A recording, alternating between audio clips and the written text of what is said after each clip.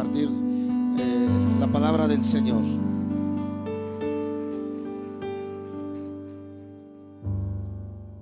Sí. Buenas noches, Dios les bendiga. ¿Cómo está, iglesia? A ver, regálele una sonrisa al que tiene al lado. Siempre me gusta hacer eso. Regálele una sonrisa porque no siempre nos saludamos al llegar, pero si puede, voltee atrás, por favor. Dígale qué bueno que estás aquí.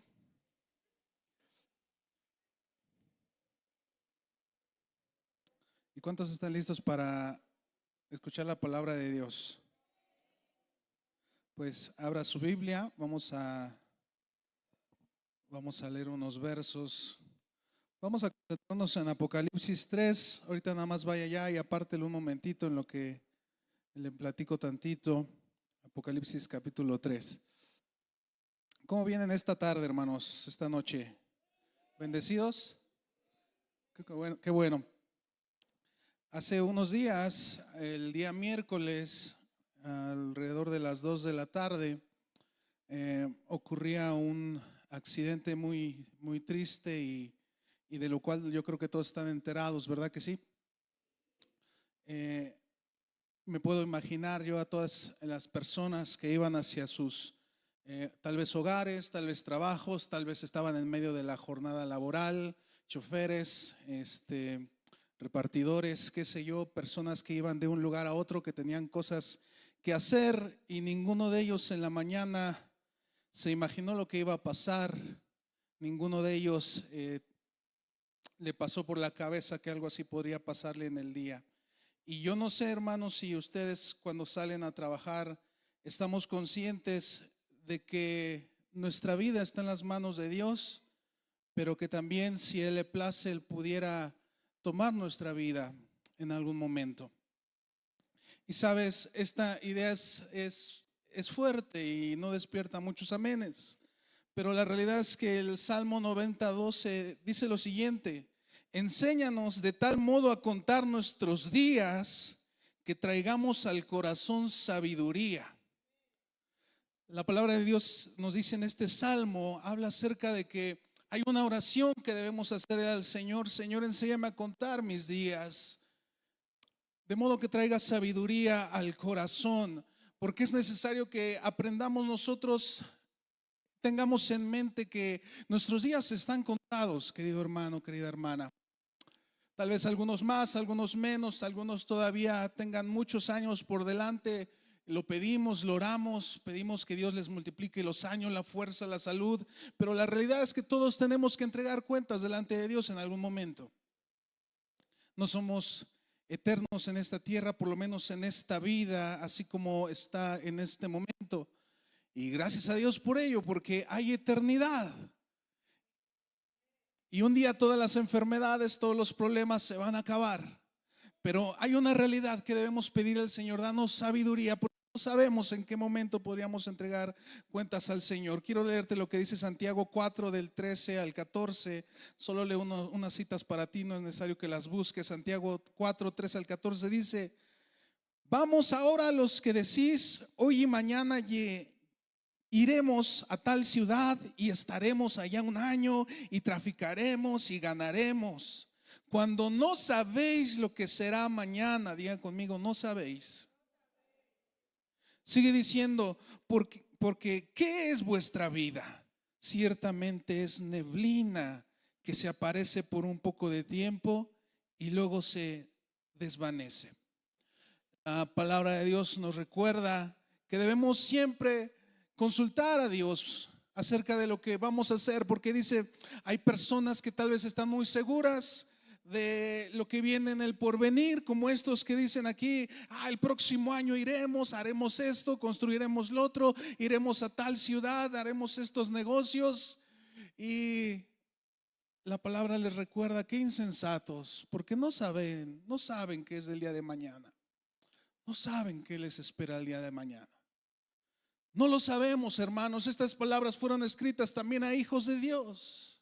Estas palabras no se las da necesariamente a personas que no conocen de Dios. Se las da, se las expresa a su pueblo, a la iglesia. Santiago nos habla y nos dice, no saben lo que será del día de mañana. Y es bien necesario meditar en estos asuntos. El domingo el pastor introducía acerca del tema de las fiestas de otoño. Y la primera de las fiestas, la fiesta de las trompetas, nos recuerda que debemos estar atentos y listos para cuando el Señor regrese. La fiesta de las trompetas nos recuerda que un día se va a tocar la trompeta y el Señor va a aparecer, va a venir por su pueblo, por sus hijos, por los que lo están esperando. Un día el Señor va a venir con ese toque de trompeta. Y sabes, esa trompeta para muchos será de mucha alegría y será de mucho gozo porque el Señor ya viene. Pero hay otros que esa trompeta marcará tristeza y terror porque no estarán preparados para encontrarse con el Señor. Y hoy quisiera continuar con una de las cosas que el pastor mencionaba. Él hablaba brevemente antes de empezar a hablar del león, el del rugido. Él mencionaba acerca de cuán necesario es que nosotros estemos avivados en el espíritu y que no haya tibieza espiritual. Y hoy quisiera que leyéramos en Apocalipsis capítulo 3. Vamos a leer una parte desde el verso 14 y vamos a leerlo hasta que termine este capítulo 3, del 14 al 22. Espero que esté en la pantalla. Y esta es una de las cosas que el Señor le dice a la última de las iglesias del Apocalipsis. Como me gustaría que hubiera una serie acerca de todas las cosas que le dice a cada una de las iglesias, pero bueno, esta es la última de las cosas que le dice a las iglesias. Y si ya lo tiene, siga la lectura ahí conmigo. Dice así: y escribe al ángel de la iglesia en la Odisea: he aquí el amén, el testigo fiel y verdadero, el principio de la creación de Dios, dice esto: yo conozco tus obras y que ni eres frío ni caliente. Ojalá fueses frío o caliente. Diga conmigo: ojalá fueses frío o caliente. Yo leo para ustedes del 16. Dice: pero por cuanto eres tibio y no frío ni caliente, te vomitaré de mi boca. Porque tú dices: yo soy rico y me he enriquecido y de ninguna cosa tengo necesidad, y no sabes que tú eres un desventurado, miserable, pobre, ciego y desnudo.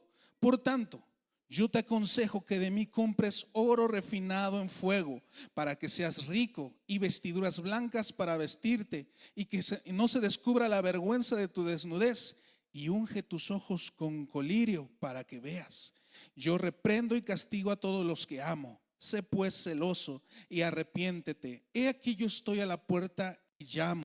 Si alguno oye mi voz y abre la puerta, entraré a él y cenaré con él y él conmigo. Al que venciere le daré que se siente conmigo en mi trono, así como yo he vencido y me he sentado con mi Padre en su trono. El que tiene oído, ¿qué dice? Oiga lo que el Espíritu dice a las iglesias. ¿Cuántos dicen amén? Quisiera hablarte un poquito acerca de esta iglesia llamada la Odisea. Que esta frase famosa acerca de ojalá fueses frío o caliente, pero por todo eres tibio, te vomitaré de mi boca, nos hacía reflexionar el pastor acerca de cómo debemos estar siempre listos para cuando el Señor venga. Y quisiera hablar un momentito acerca de esta iglesia, porque me di cuenta y me he dado cuenta que esta frase no se entiende muy bien, o que más bien la hemos entendido no de la manera correcta, hablando acerca de lo frío y lo caliente. Sabes, hace ya muchos años yo le comentaba esto a algunas personas que habían sido cristianos pues desde niños, y cuando yo les comentaba esto, como que decían: no, es que no puede ser, yo nunca lo he entendido así, yo siempre lo he entendido diferente. Y hoy quisiera contarte un poquito acerca del contexto de esto que el Señor le dice, porque sabes, cuando nos acercamos a la Biblia para intentar entenderla, entender sobre todo libros complicados como el Apocalipsis, una de las cosas bien necesarias es que te acerques a la Biblia no solamente con lo que tú crees o con lo que tú has escuchado, sino es necesario que tengas un método de estudio. Y uno de los métodos, o tal vez el método más efectivo, es el método histórico crítico. Y el método histórico crítico nos nos lleva a analizar la historia de los lugares, de las personas a quienes fue escrita estas cosas. Y conociendo su historia, vamos a entender mejor el por qué se les dijo estas frases. Entonces yo quisiera contarte algo que me ha parecido bien interesante acerca de eso. Primero, ¿qué es la Odisea? Que por cierto se dice así completo, la Odisea. Yo cuando era niño pensé que era una iglesia que se llamaba La Odisea, pero no, es completo, la Odisea. Porque ese nombre se lo pusieron en memoria de una mujer llamada así, la Odisea. Entonces esa ciudad se llama así. No es que sea la separación Odisea, sino que es todo junto, la Odisea.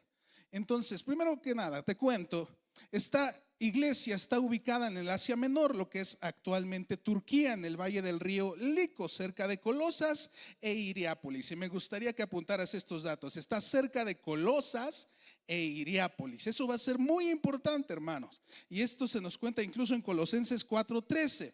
Menciona estas ciudades juntas, Colosas e Hierápolis. Estaba en una ruta estratégica de comercio que conectaba Éfeso con el interior de Asia. La región tenía aguas termales, pero la Odisea no tenía su propia fuente de agua. Debían traerla por acueductos desde kilómetros de distancia.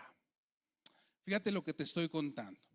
Esta palabra que le fue dada a una iglesia llamada la Odisea nos cuenta la historia que esta iglesia estaba cerca de dos ciudades. ¿Cómo se llaman estas ciudades que les dije ahorita?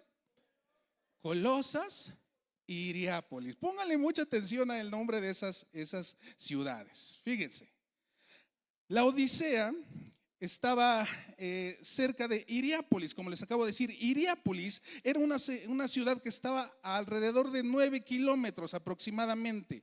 Imagínense que nosotros estamos en la Odisea. A 9 kilómetros está una ciudad que se llama Hierápolis. Fíjese lo que había en esa ciudad, porque usted va a entender muchas cosas hoy.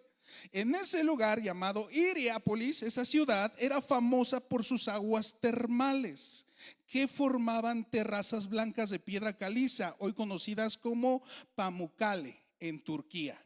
Era un centro turístico y terapéutico del mundo antiguo. La gente viajaba para bañarse en sus aguas consideradas medicinales. Entonces, lo primero que le estoy contando es que en una ciudad llamada Hierápolis, y es necesario que nos la imaginemos como si nosotros fuéramos la Odisea. A 9 kilómetros de aquí está Hierápolis, una ciudad donde hay aguas termales. ¿Alguien ha ido a las aguas termales?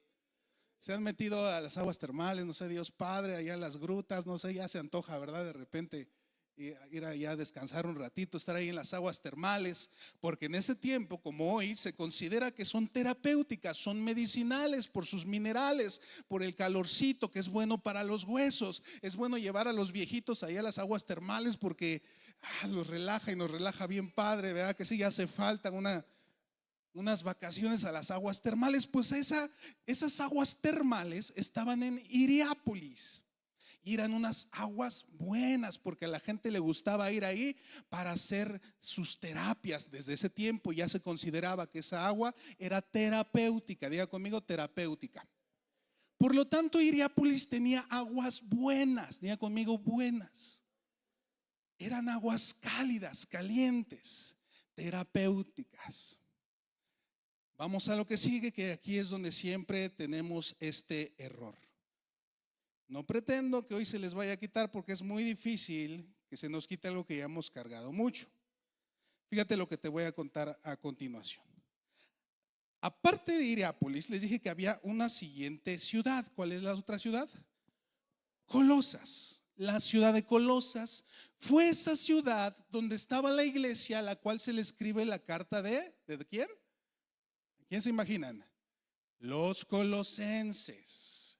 Hoy tenemos una carta escrita a los colosenses y eran precisamente esta ciudad de Colosas. Te voy a contar un poquito. A 16 kilómetros de la Odisea, o sea, de aquí, háganle cuenta que estamos en la Odisea, del otro lado a 16 kilómetros, estaba situada en el monte Cadmo, en un valle fértil con manantiales de agua fría y pura. Digan conmigo, fría y pura. En tiempos antiguos fue la más importante de las ciudades, aún más que la Odisea, pero en la época del Nuevo Testamento ya había perdido relevancia frente a sus vecinas más ricas.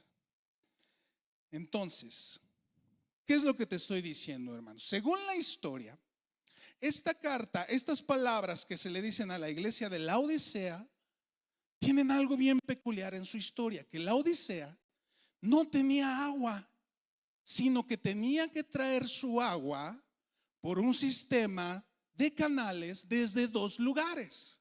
Desde una ciudad llamada, ¿cómo se llamaba? Hierápolis, y desde la otra ciudad llamada Colosas. Vamos aprendiendo. Pero ¿qué es lo que pasaba con esta agua, hermanos? Le voy a decir qué es lo que pasaba con esta agua. La ciudad de la Odisea no tenía, como ya les dije, manantiales propios, tenía que surtirse de otros lugares. De Hierápolis a 9 kilómetros y Colosas a 16 kilómetros. Por lo tanto, el agua llegaba a través de conductos de piedra. Cuando el agua caliente de Hierápolis llegaba a la Odisea, tras recorrer kilómetros en estos canales, ya no estaba caliente sino tibia. Y el agua fría de Colosas tampoco llegaba fresca después de tanto trayecto. Resultado, la Odisea recibía un agua tibia cargada de minerales que tenía mal sabor y olor.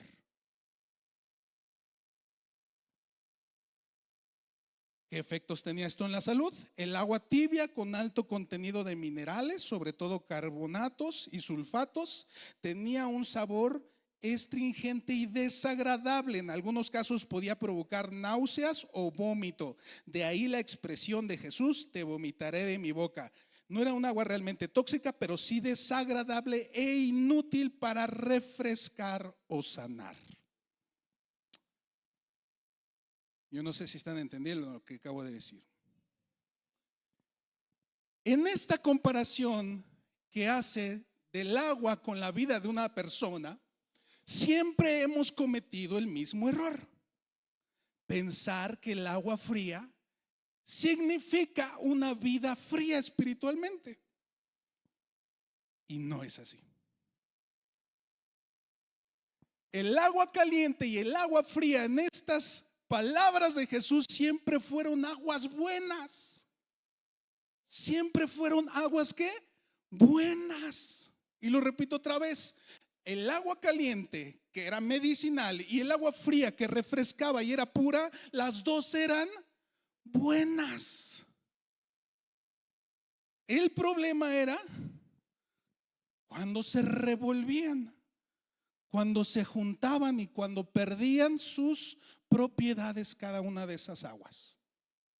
Entonces, el agua caliente era útil para las personas, era buena, te podías meter, era medicinal, era terapéutico. Pero si querías ir a la otra ciudad, que de Colosas, allá tenías aguas frescas, puras. Si tenías sed, era la mejor agua, la más rica para beber, era muy útil.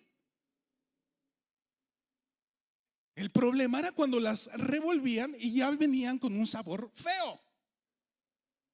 Pero te das cuenta que siempre la hemos regado en pensar que el agua fría hacía referencia hacia alguien frío. No dice eso el texto, porque no tendría sentido, hermanos, lo que dice Jesús: ojalá fueses frío o ojalá fueses caliente. ¿Están entendiendo? Nunca dice ahí, porque lo has entendido mal, que te está diciendo ojalá fueses frío, ojalá estuvieras bien perdido en el mundo. ¿En qué momento pensamos que a Jesús le agradaría eso? Y yo lo he escuchado, esta predicación, en boca de muchos pastores. De hecho, esta semana lo escuché con Armando Alducin, con Chuyo Olivares, y todos cometemos el mismo error: pensar que el agua fría significa una persona mala, y no es así. Está diciendo totalmente otra cosa. Está diciendo: ojalá fueras útil como los que son calientes, ojalá fueses útil como los que son agua fría. Pero cómo me choca que seas inútil.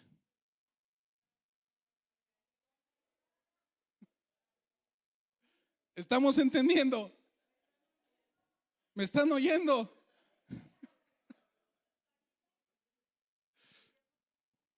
Nunca quiso decir que ojalá fue. Es que a mí nunca me hizo sentido ese deseo de Jesús que decía, ojalá fueses frío. ¿Por qué Jesús querría a alguien que fuese frío? Y echamos a volar la imaginación y nos imaginamos más o menos lo que siempre se imaginan algunos. No, es que si estás bien frío, pues ahí está mejor, porque pues ya no eres hipócrita y estás dándole al pecado y a la vida. ¿Crees que Jesús va a decir, ojalá estés ahí? Ojalá estés bien perdido en las drogas, ojalá estés bien perdido en el alcoholismo. ¿Creen que eso va a decir Jesús? ¿En qué momento nos equivocamos tan feo? Jamás el deseo de Jesús es que estemos perdidos. Él dijo, ojalá fueses frío porque eres útil. Ojalá fueras caliente porque eres útil. Pero lo que le desagradaba a Dios y a Jesús de la iglesia es que fueran inútiles, que no sirvieran para nada. Los calientes traían sanidad a las personas. Los fríos traían frescura, quitaban la sed. Pero hay un problema con el que no hace nada. ¿Me estoy explicando? Este llamado, hermanos, nos recuerda que si venimos a la casa de Dios y estamos en los caminos del Señor, debemos servir, ser útiles en algo, que nuestra vida tenga propósito. Jamás el deseo de Jesús es decir, ojalá estuvieras bien perdido. No, hermano, lo que quiere es que resucites y sirvas. Dice, ojalá fueses frío. Eso me gustaría porque serías útil. Y ojalá fueras caliente porque serías útil. Pero el que no hace, el que no picha, ni cacha, ni deja batear, es inútil. Entonces, esta reflexión, hermano, que espero que se esté entendiendo, que les digo, va a costar mucho cambiar de nuestro chip el agua es frío, es que está frío. No, hermanos, el frío era algo bueno. El frío era alguien refrescante. El frío era alguien que quitaba la sed. Era delicioso tomar del agua fría. El problema es que esa mezcla lo hacía inútil, sin las propiedades. Ni ayudas a sanar, ni te puedo beber porque sabes feo. No haces nada. Entonces es bien interesante analizar esto. Vamos a lo siguiente. La otra de las cosas que el Señor le reclama, y voy más rápido porque me estoy tardando aquí. Lo que le reclama a la iglesia de Laodicea es otra cosa. Dice, yo sé todo lo que haces, que no eres frío ni caliente. Como quisiera que fueras lo uno o lo otro. Pero ya que eres tibio, ni frío ni caliente, te escupiré de mi boca, dice esta versión. Otra cosa, dice, tú dices, yo soy rico, tengo todo lo que quiero, no necesito nada, y no te das cuenta que eres un infeliz. ¿Y qué? Un miserable, dice esta versión. ¿Por qué le dice estas cosas al Señor? Dice que la iglesia de ese lugar decía, yo soy rico. Déjate cuento otra cosa. La ciudad de Laodicea, hermano, era una ciudad famosa por su comercio. Era una ciudad muy próspera. Y fíjate las cosas que vendía. Esto es importante, sería bueno que lo anotes. ¿Qué cosas vendía? ¿Con qué cosas comerciaba esta ciudad? Pues comerciaba, número uno, con textiles. Textiles, era famosa por su lana negra. Tenía ovejas negras que daban una lana muy brillante. Por su industria textil, los textiles. Número dos, por la medicina. Allí funcionaba una escuela médica muy reconocida, famosa por una sustancia llamada colirio, que es polvo frigio usado para tratar enfermedades de los ojos. Esto era. También la Odisea era un centro financiero regional con depósitos de oro y negocios de cambio.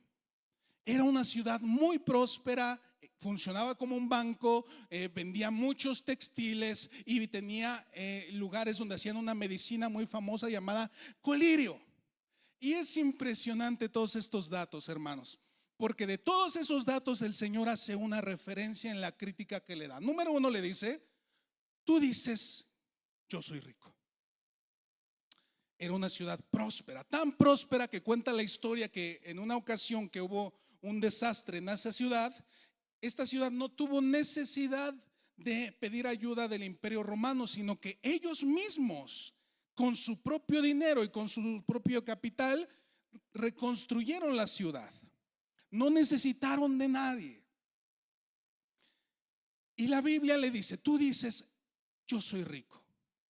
De todas las iglesias del Apocalipsis, esta es la que recibe la amonestación más fuerte, porque estamos viendo a una iglesia que pensaba que no necesitaba nada de nadie. Así como era la ciudad, así era la iglesia de la Odisea.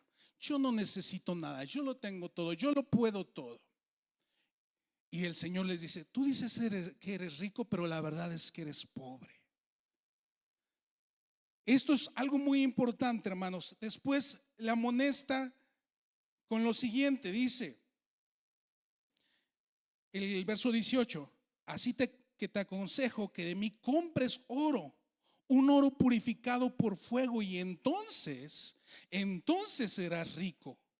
Después le dice: compra también ropas blancas de mí, así no tendrás vergüenza de tu desnudez, y compra ungüento para tus ojos, para que así puedas ver. Todas las cosas por las cuales la ciudad era conocida y era famosa son las mismas que el Señor le reclama. Hay un dicho que dice por ahí: dime de lo que presumes y te diré de lo que careces. Y esta iglesia precisamente presumía de esto. Número uno: yo soy rico, yo tengo textiles, tengo oro aquí. El Señor le dijo: tú no tienes oro, compra de mí oro refinado. Estamos viendo aquí que el Señor le está diciendo: iglesia, de lo que tú crees tener es lo que más te falta. Hermanos, esto es fuerte, porque tal vez, y solo tal vez, cada uno debería analizar lo que uno piensa que tiene. Porque tal vez lo que uno piensa que tiene es lo que el Señor te va a decir no es de a de veras. ¿Qué piensas que tienes tú? Que digas: no, esto es algo que el Señor nos ha dado y somos bendecidos en esto. ¿Y qué tal, hermano? ¿Qué tal? Solo te sugiero, ¿qué tal que de eso que pensamos que tenemos mucho, el Señor nos dice: no es de a de veras eso que tienes? No es de a de veras. Pero yo tengo buena lana, Señor. Hablando de la iglesia de la Odisea: Señor, yo tengo de las mejores telas, la mejor lana aquí de la negra. Más no tienes. Mejor compra de mí ropas blancas, porque estás desnudo. Estás desnudo. Oye, Señor, pero es que nosotros aquí tenemos esto y nosotros tenemos esta medicina para que la gente vea este colirio. Y el Señor le dice: no, déjame decirte que estás ciego. De todo lo que ellos pensaban que tenían, todo era falsedad. Hermano, yo no sé por qué te estoy predicando esto a ti. Tal vez no vino el que tenía que escuchar esto. Hay muchos en la iglesia, hermanos, que estamos convencidos de algo, de ser algo, ser alguien. ¿Y qué tal que el Señor, cuando venga a pedirnos cuentas, algunos pensarán que ellos han hecho las cosas como Dios quiere o Dios mandó? ¿Y qué tal si cuando el Señor venga a juzgar encuentre que todo era apariencia? Que todo era apariencia. Que ni había vestidos importantes, que ni tenían oro de a de veras, y que aunque ellos hacían medicina para los ojos, ellos mismos no podían ver lo que el Señor quería con ellos, porque eran una iglesia tibia, indiferente. Y yo te insisto, sé que tal vez aquí en este lugar hay gente que no es tibia, porque están sirviendo. Yo les animo, hermanos, sigan sirviendo. No sean inútiles. Sigamos sirviendo, no seamos inútiles. El Señor un día va a venir a ver qué hicimos con lo que a cada quien nos fue dado.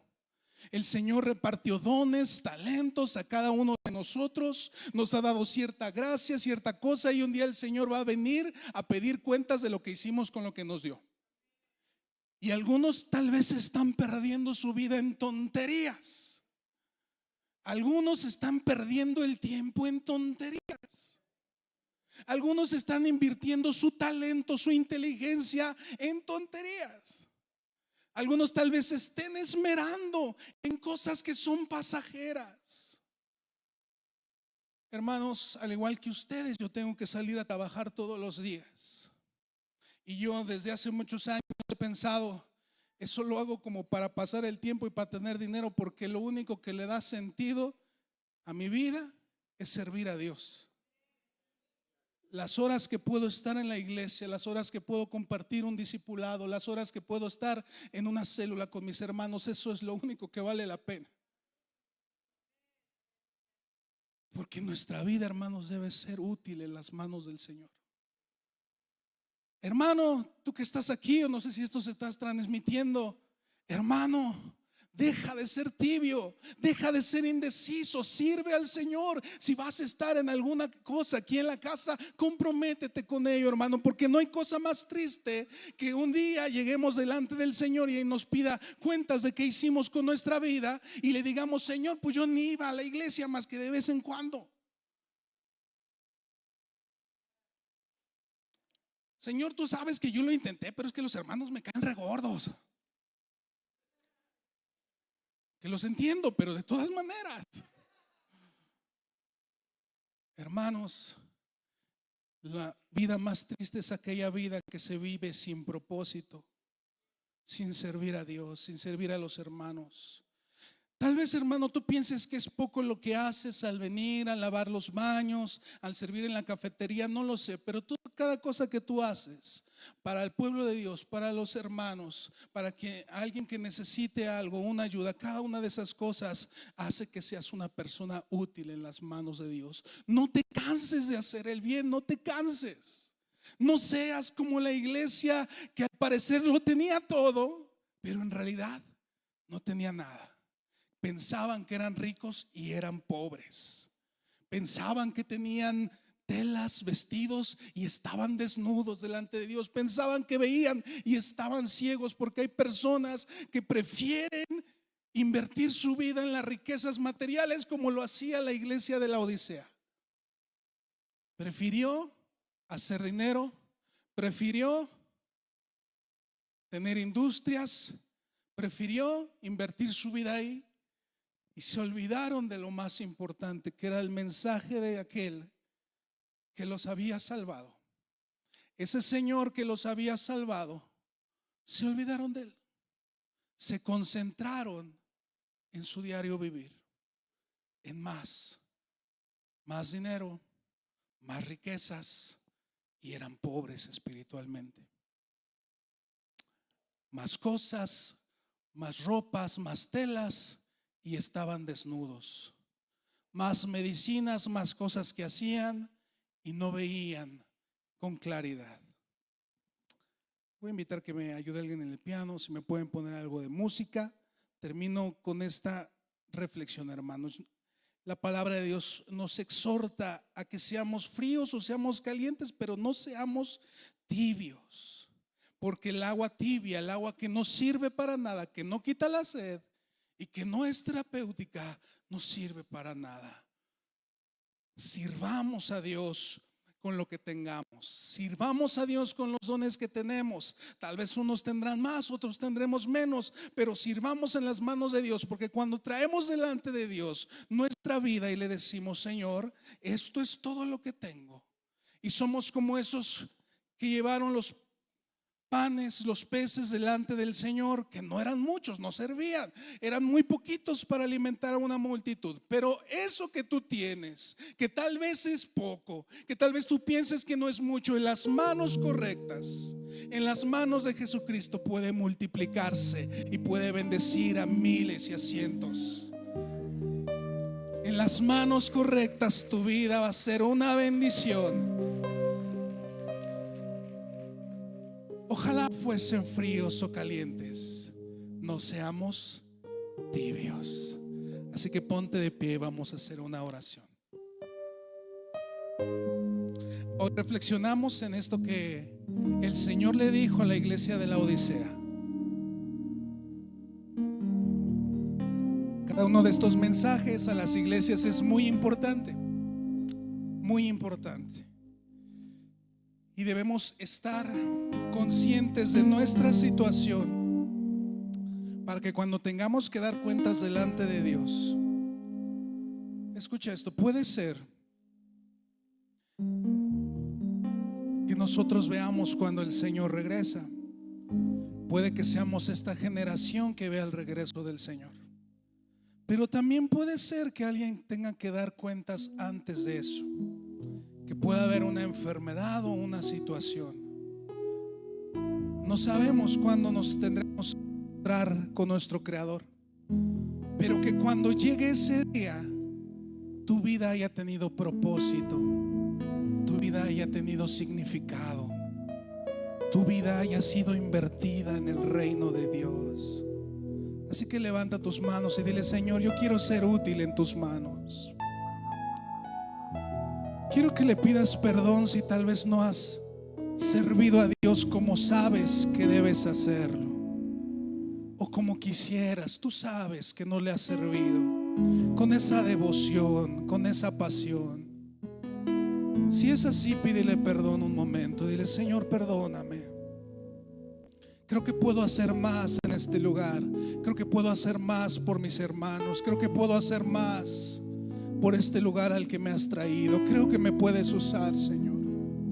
Tal vez me he conformado en lo que estoy haciendo, o tal vez algunos digan: yo no estoy haciendo mucho. Dile: perdón, Señor.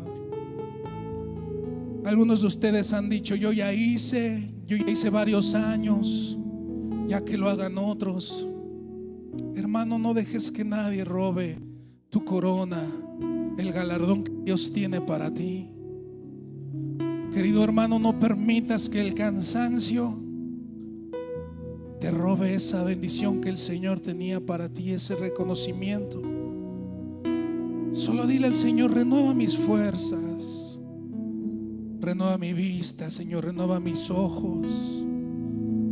Señor, queremos comprar de ti la verdadera riqueza, el oro purificado, el verdadero oro.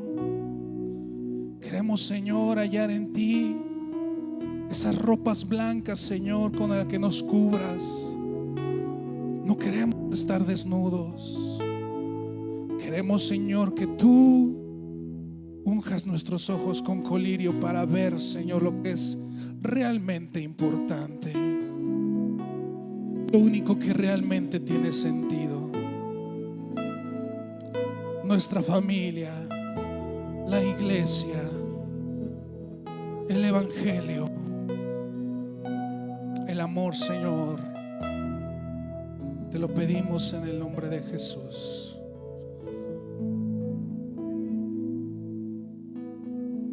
Vamos a adorar al Señor.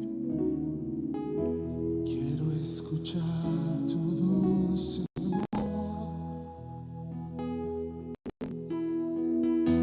que me alienta al caminar. Dilo: tu voz